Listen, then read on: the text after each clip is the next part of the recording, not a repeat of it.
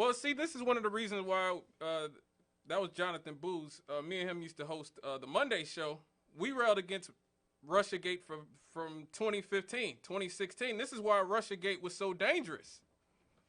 This is why we talked about Russiagate then, when the media, especially the liberal media, was vilifying Vladimir Putin. Once you allow the corporate mainstream media to vilify somebody, to turn somebody into Hitler, to turn somebody into a boogeyman, then they can convince you that anything they do to fight this person is just.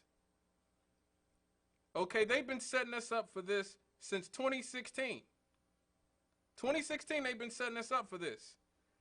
So, because Vladimir Putin is this, and this, now you get people, even a lot of people who call themselves the left, who will defend arming neo-Nazis, who will defend, again, things like continuously moving NATO eastward, when even there were 50 academics in this country and foreign policy experts and ambassadors who signed a letter in 1997 begging Bill Clinton. These were not Republicans or Democrats. These were people who were across ideological lines who said, please stop moving NATO eastward. Stop it. This was 1997.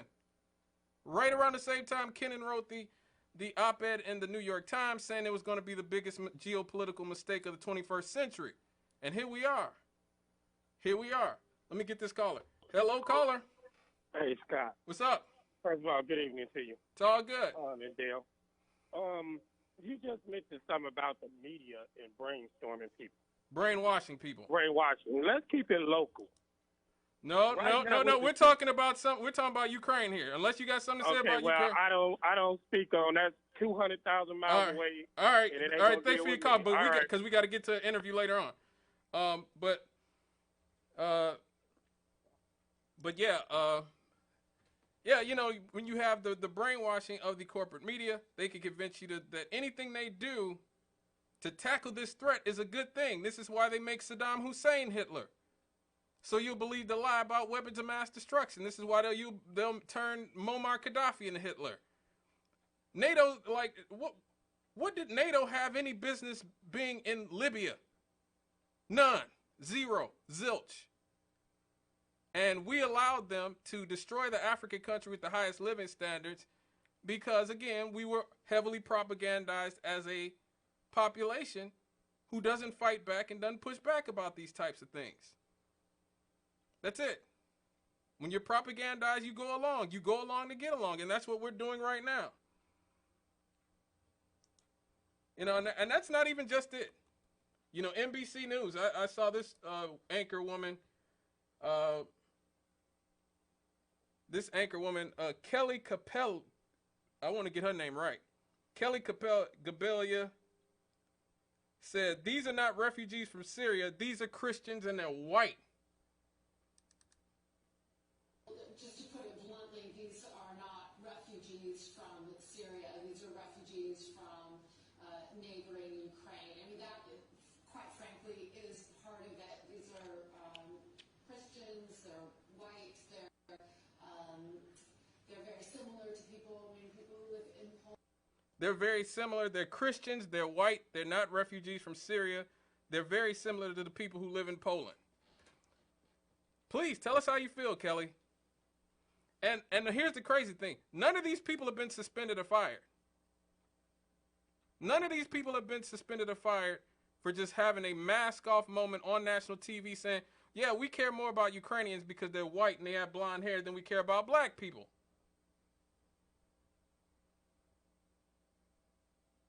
I mean, that's horrific. I mean, one of my favorites, I even got you, even on Al Jazeera English, which is, I believe, set in Washington, D.C., my man just came out and said it. Population. As you're talking to us, Matthew, we're playing in the latest pictures of some of the refugees trying to get on trains or trying to get out of Ukraine. And what's compelling is just looking at them, the way they're dressed. These are prosperous, I'm loath to use the expression, these are prosperous middle-class people. These are not obviously refugees trying to get away from areas in the Middle East that are still in a big state of war. These are not people trying to get away from areas in North Africa. They look like any European family that you would live next door to. Oh, they look like any European family you'd live right next door to. These are good, worthy victims. This is the danger. Worthy victims versus unworthy victims. Unworthy victims are black and brown. Worthy victims have blonde hair and blue eyes. That's the message we're getting here. That's the message we're getting from our corporate media. You know, and so you're even getting people to go along with the censorship. RT America was closed down, and a lot of people cheered. Oh man, that was Putin's propaganda network. They allowed Jesse the Body Ventura and Larry King to have shows. They allowed people like Jill Stein, like Cornel West, like Chris Hedges, anti-war activist, pro-black, people like Gerald Horne. You can see Gerald Horne, who's one of the great African American history professors that we have. If you really want to hear a heavy brother, Gerald Horne is a very heavy brother. I'm sorry. I just got a text from Reverend Campbell. He is not going to be in tonight. He's a little bit under the weather. So, yeah, so it's going to be me flying solo today. Get well, Rev. But yeah, like I was saying, Gerald Horne is a very heavy brother. Very, very heavy. And he could get time on RT America. So could Cornel West. So could lots of people on the left get time on RT America that would not get the opportunity in the mainstream corporate liberal media. Because the corporate liberal media is their job to reinforce the status quo. The military-industrial complex, the prison-industrial complex, the corporate-industrial complex. That is what they do, folks. That is what they do. Let me get this caller. Hello, caller. Hey, how you doing, man? Hey, what's up? I just want to call in and just thank you for bringing us the facts, man. I love it. You know, thank you, because we need to think outside of the box. Everything is not concerned to Ray and Gary. So thank you very much for doing a good job. That's all. It's all good, brother. I'm here every week. Feel free to call back anytime. Okay, will do. All right, now. But this is once again just how we had with the war in Iraq, and it became okay to be openly hostile towards Muslim people and Middle Eastern people. Now you have anything connected to Russia being demonized. Ballet dancers are being demonized. Opera singers are being demonized. People are refusing to serve Russian dressing. Do you seriously think Vladimir Putin gives a damn whether you sell Russian dressing? That'll show him not using Russian dressing? Come on. You have teachers in this country who are trying to explain the conflict to students in school who have been fired solely for giving historical context. The historical context I just gave you about how even American diplomats and ambassadors and academics have said that the United States was purposely poking the bear by expanding NATO eastward.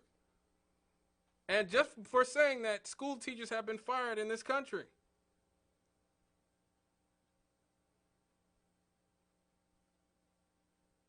And so that's the danger in creating worthy versus unworthy victims. And I definitely can't let this slide. I saw this a few weeks ago about the Africans, the black people who are stuck in Ukraine, who are being prevented from leaving the country, who are dealing with racist treatment from the Ukrainians and Polish and other people in other countries just because they're trying to escape war. So it's happening all over again. This broke my heart. there were some reports about discrimination of people with Arabic or African roots. What can you tell us about that? Is this true? Did you experience something like this? Yes, I experienced that. There's a lot of hostility from the white women. They really don't like us to be in the train. Somebody was telling me I have to stand up, I have to go out. If I'm not a Ukrainian, I shouldn't be in the train of a Ukrainian. I should find anywhere I should go to. So it's really, really, really sad that we have to face this. And they prefer their pets, their animals, even before a black man or a black woman. So it's really sad. I'm really traumatized, first of all. I really understand women first, then children first, then men, but not animals, not pets before human beings. They're allowing pets on the train. I'm a lady, they might let me in. They're allowing so I was right there by the steps. Train. And oh, here's another woman. The guy by the train, I don't know what they're called. Yeah, this guy literally, he's a big man. He pushed me off the steps. And then I tried to get on again. He pushed me, but he kept saying ladies first, ladies first. So I looked at him and said, I'm a lady. And he just stared at me and looked away. Made way, and he let Ukrainian women pass. Only Ukrainian women. There was another black lady behind me. I don't know. I do not know her. But the two of us were standing right there and watching all this happen. So we could do nothing, and we just stood there and looked. The guy closed the door. We tried to rush to the next wagon. Same thing was happening. So the train just left us. Yeah. Well, I was shocked because I did not know the extent of the racism. I did not know. I thought maybe, okay, fine, I'm a lady, so obviously they'll let me in because that's the rule. So I was in shock. I was shocked. I wasn't even afraid. I was shocked. Yes, that's an African woman who is saying that she is shocked at the racist treatment that she is getting from Ukrainians and other Eastern Europeans solely because they are trying to escape Russian bombs just like everybody else. They're trying to save their lives and the lives of their children. But this is one of those things that we as I know there's people who are listening to the show who are not black, but, you know, I got to be real with people who are black. This is sort of par for the course here. This is what we have to expect. In Europe, in Asia, and anywhere else. Hell, even in America. This is what we got to expect when it comes to the treatment that we will get here in this country. Folks, we got to go to a break really quick. Please stay with us. I don't know. I haven't seen Trinity Barnes. Hopefully she will come in at some point. Stay tuned for Kenneth Joseph at 7 p.m.